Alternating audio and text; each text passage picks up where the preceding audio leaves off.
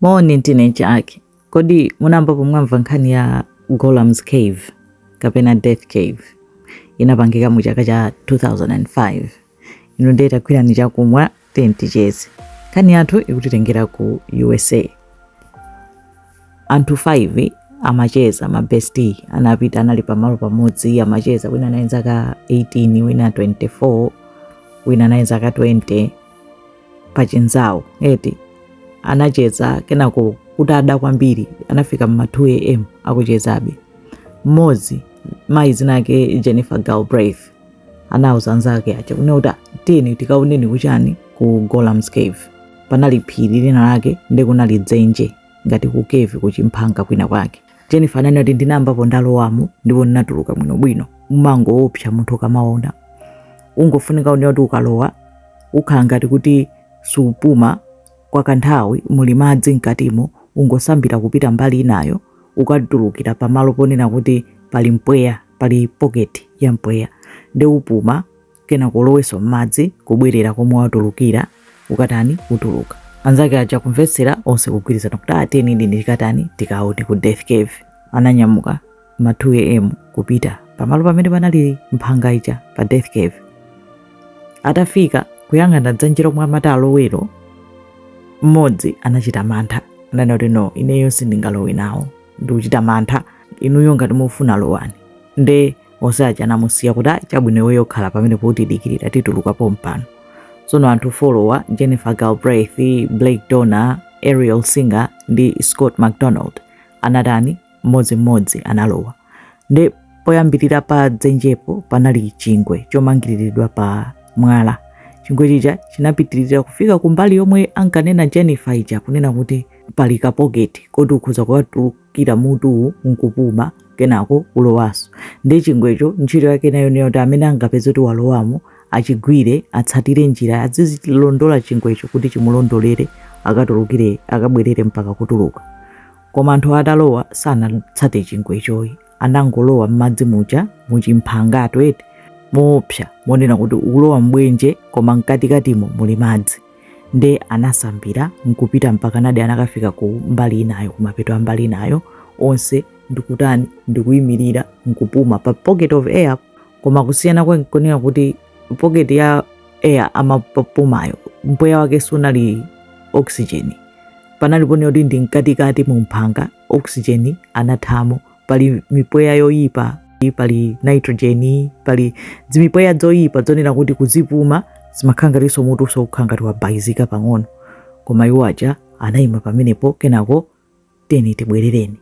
Eti anayamba ndi Ariel Singer kuti akutani akubwerera analowaso m'madzi muja atapuma eti kuti kuchita take breath kenako kulowa m'madzi muja kuti asambire abwerereso komwe anatani anachokera. Koma analasana gwire chingwe ngati momwe munali mdima akuyesera kusambira anakhangati wasochera panali ka mbali kenanso kunena kuti anakhangati wapitirira potulukira kenako kubwerera. Koma yonseyo inali nthawi yotena kuti sakupuma ali pansi pa madzi.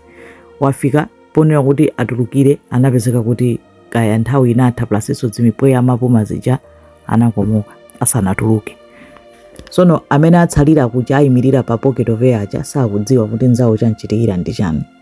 Ananena kuti Jennifer ano nthawi yakutani pita. Jennifer ananyamuka kuyamba kutani kulowa mmene muja kusambira. Nayenso wapuma kale mipweya yoyipa akusambira kuti afike kuti akutulukira anapeza kuti patsogolo pake pali ndani pali Ariel atatani atamira pamenepo.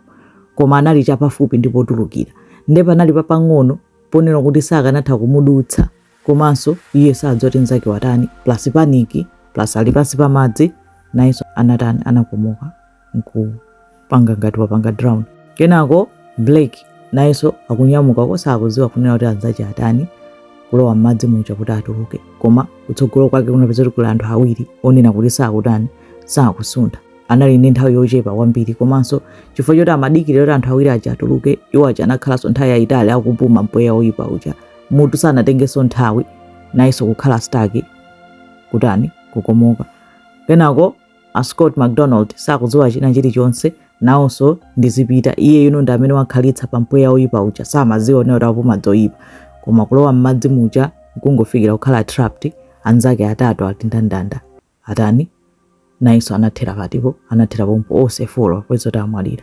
Tsono uja anatsalira panja uja anakhala nkudabwa kuti anthu aja nthawi yonse ichi patatha 45 minutes naiso 45 minutes osaganiza unena kuti anthu angakhale m'madzi 45 minutes kena kuyamba kuimbira azinzake mafoni koma afunsa kuti inu kodi munthu m'madzi zimatani kodi kevu yakuti bwanji kena kwataona kuti mpaka na 6 am kuti mpaka kutha hours akuti kudikira kuti anzake atuluka anzaje alowa m'madzi mpamene amayimba foni ku polisi apolisi tubasi basi ma rescue team kubwera ndi mmene anawapezera anapeza onse ali ndandanda kunena kuti onse mitu yawo yaloza njira imodzi kuti onse okhangata kuti amafuna kutuluka koma akanika athera pa death cave ndipo pomwepo anakwanitsa kuatulutsa anapanga analamula kunena kuti patsekedwe immediately anathira podzi ma concrete kuti wina aliyense asadzaloweponso nanga munthu sunganenene ngati anthu folo amitu yawo yabwinobwino kukalowa mmene momo osachitidwa force eti koma imeneyo ndi Golam Cave incident kapena death cave incident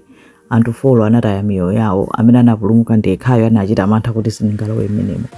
Zikomo kwambiri.